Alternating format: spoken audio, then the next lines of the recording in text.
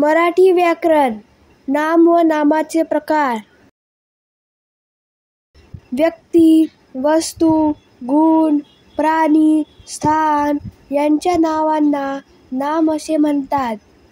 उदाहरणार्थ गीता, रोहन, काका, बदक, मोर, बेडूक, छत्री, वही, पुस्तक, विहीर, प्रेम, राग, चेंडू, सूर्य, चंद्र, इंद्रधनुष्य इत्यादी. नामाचे प्रकार. नामाचे 3 मुख्य प्रकार आहेत. 1. सामान्य नाम. 2. विशेष नाम. 3. भाववाचक नाम. 1. सामान्य नाम.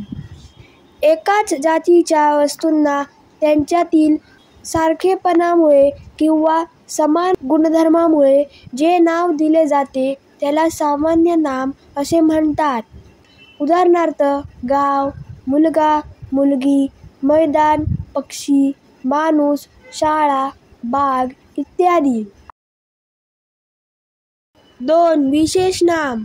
एखाद्या विशिष्ट व्यक्तीचे, स्थानाचे किंवा वस्तूचे नाव दर्शवणाऱ्या शब्दाला विशेष नाम असे म्हणतात. उदाहरणार्थ भारत, सूर्य, हिमालय, नागपूर, गंगा, मीनाक्षी, रोहित, कोल्हापूर इत्यादी. 3. भाववाचक नाम. ज्या नामामुळे प्राणी किंवा वस्तूतील गुण, धर्म किंवा भाव यांचे ज्ञान होते त्याला भाववाचक नाम असे म्हणतात. उदाहरणार्थ राग, चांगुलपणा, ममता, चातुर्य, आनंद, हुशारी इत्यादी.